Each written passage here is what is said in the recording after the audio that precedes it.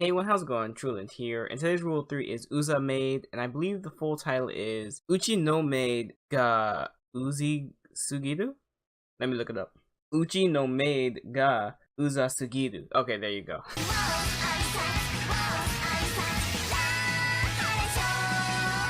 Let's just get the basics out there. Let's talk about the story, the plot, the setting, that kind of stuff. Setting, regular Japanese town. I'm not even sure if it has a name. If it does, I haven't been paying attention enough to figure it out. Or at least the characters don't say it often enough for me to really pick up where it is. So as far as setting goes, pretty standard there. Not like I was expecting much either though. For the most part, we're spending a majority of our time in either Misha's room, and the reason I separate her room from the house is because Misha's in her room for a good majority of the first 3 episodes, I should say at least. And then we go into like the house, and then maybe we'll see Tsubome's house and a few other choice locations, but as far as it goes, none of it really sticks out. And I wish we kind of had like a detailed map of Misha's house, because it's a big house. It's like a McMansion, so I want to see everything about it. I'm not banking on that happening. And so the plot is we have Tsubome, who is I think it's JDF. She used to be in Japan's Defense Force. She has retired from such job to pursue, I'm not sure why she actually retired, but she just retired. So maybe they'll explain that in the story later on. But she wanted to do other things with her life, and she wanted to get like a regular job, and preferably one that dealt with taking care of like a kid, girls in example. And so in the past, Tsubome came across Misha and her mother, and it is very weird because Tsubome, we'll talk about her character as we go on later to the character portion. She kind of saw this girl and she was like, yeah, I want to take care of her. And it's very, very creepy, very weird. And so with that done, we're just going to go ahead straight into characters, because this isn't a heavy like story driven thing, it's character driven.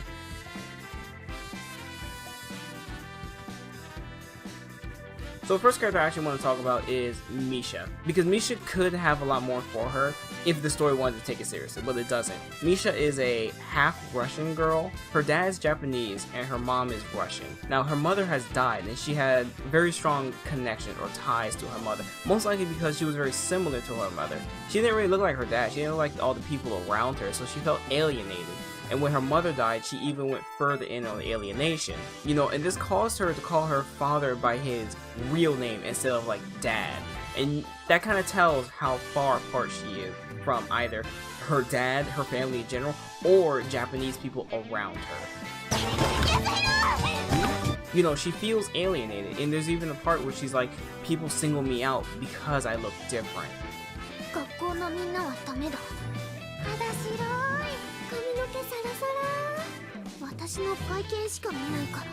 Now Misha's in 2nd grade, I believe, and how old is a 2nd grader? Like what, like 8 or something like that? 8 or 9, around that area? I'm not particularly sure myself. Coming from the guy who should know the most. One of my issues with Misha is she doesn't particularly act her age. I've never really met a 2nd grader who kind of talks like her. I've met plenty of 12-year-olds. I'll even cut it to maybe even 10-year-olds who talk like her, who understand sarcasm to the point she does. She acts a bit too eloquent for her age. You know, there are plenty of eloquent kids. I believe it could be possible. For her, she seems more like a teenager or something like that. And if anything, I think the story could have made her like a middle schooler and been perfectly fine. But that leads on to the next character, Tsubome, and why this character is an elementary school character. So Tsubome, again, she is from the military. I'm just going to call it military. She's retired and she wanted to take care of girls, little girls. Now why is that? Tsubome is a pedo. To put it frankly. She has an attraction to little girls who have not met their first period yet. It's a very, very distinct attraction. Senpai, 好きです。付き合ってください。ごめん。所長すぎた子には興味ないんだ。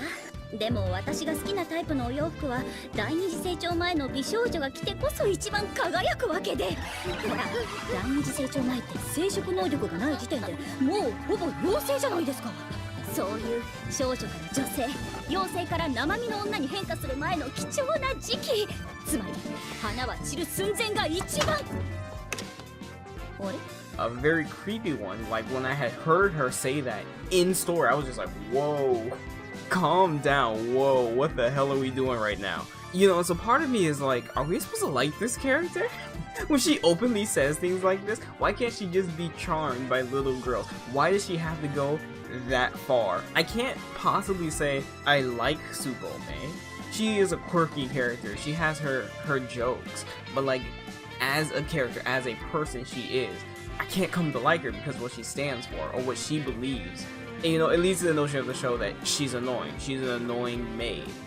But at the same time, she's more than just annoying. She's kind of problematic. And so Misha has to be an elementary school kid in order to meet Tsubome's fetish. Both of these characters pretty much supply a fetish. Misha is a lolly character, which compared to the manga, because after I heard about the creator, I went and looked up the manga. Now, I just read the raws.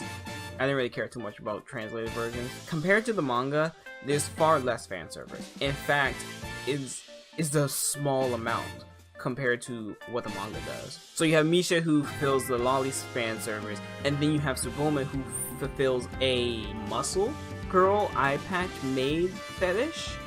Because she has a lot going on for her. She's got the eye patch, like the dark hair, she's got a maid outfit, and then she's ripped as hell. Holy crap, she's ripped. On top of that, she's a very eccentric character. So overall, you have these two characters who have to play off each other every episode. Every episode, they're playing off each other. Tsubome does something weird or quirky, and then you have Misha be the straight man, and she like counteracts the joke. You know, that's how it's gonna work. They're a straight man, funny man duo. Overall, I would say I would like Misha's character more if she was just a bit older. There's no reason for her to be an elementary schooler, but it seems very common in Japanese anime to just not make them middle schools, make them like elementary schoolers for no real reason. It's just very odd if you want to make her character act like this and then also give her a younger age. There are times where she's truly childlike. More often than not, like I listen to her talk and I'm just like, I don't know if an 8-year-old would say such a thing. Then we move over to the minor characters. We have Misha's dad, who I cannot remember his name for the life of me. He seems to be kind of oblivious, and he's literally just a walking joke, like in the most literal sense. Like you see him and you're like, this dude's pitiful, you know. He's letting this weird woman take care of his daughter. He sees nothing wrong with it, you know. He's just kind of a joke in all senses. You know, he's also a doting parent. He loves his daughter so much, and when she interacts with him, he's like, oh my god, this is the greatest thing. Misha が俺のところに来て、天津さえ自分の部屋に誘った。だと。よし、今日は寿司を取ろう。特上だ。いいから来い。 So dad's just kind of there for me, at least for me. You know, I think it would have made a lot more sense if the dad was kind of a more dejected person. Like, his daughter's calling him by his name. She's not saying daddy, papa, you know, something a normal kid would say at that age. His wife has died. You would think he'd just be super dejected right now, because pretty much everything is rejecting him. We don't know about his job. Maybe his job isn't doing such. Even then, I would say family love comes over like success at the job. But then again, it is Japan, so you have that to argue. Then we move to some minor characters. We have I can't remember her name either. I can't remember anyone besides the main two characters. Misha's best friend, or I'll just say friend. That's all she is right now. She's just a friend. She has her own quirks, but that's about it.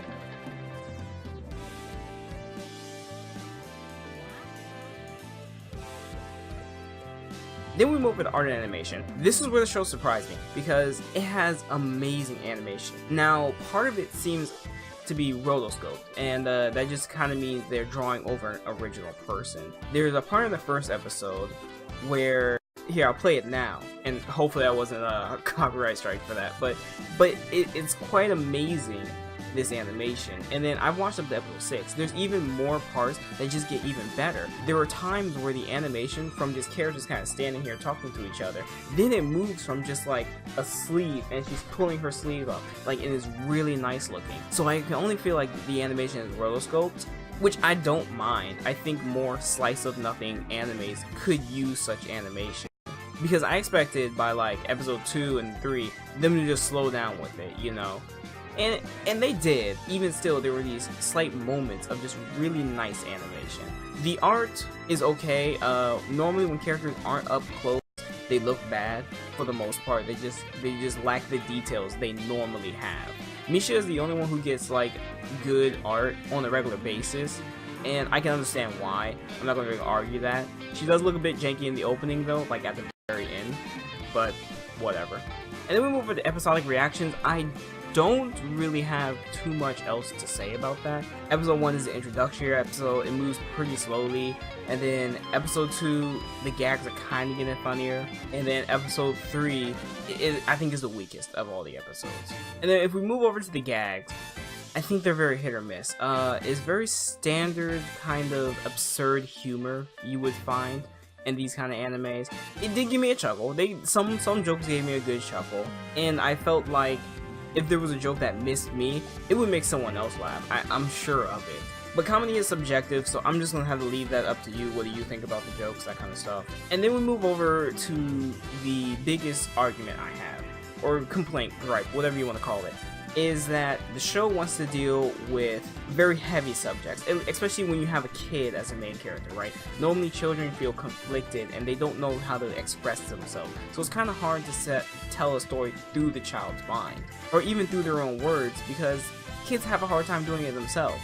And so that's why you have the supporting cast, adults, build the child. Now this manga is, or I should say the manga, is listed as a seinen. It's listed as for mature audiences. And I can only feel the only reason that happened is because there was lolly fan service, you know, in general. So it's just like, hey, well then again, why would you, it makes, whatever.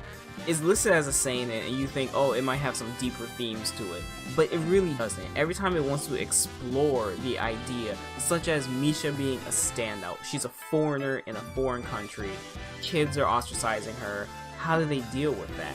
And there was one good moment of this where Tsurome kind of just pokes a joke. She's like, what if a panda was in the room? You would look at the panda, wouldn't you? And she's like, yeah, I guess so. Well then, there you go. You know, everyone's looking at you, you kind of turn it around. But for the most part, it takes those serious themes and either tries to make a joke or go for fan service. One of the two.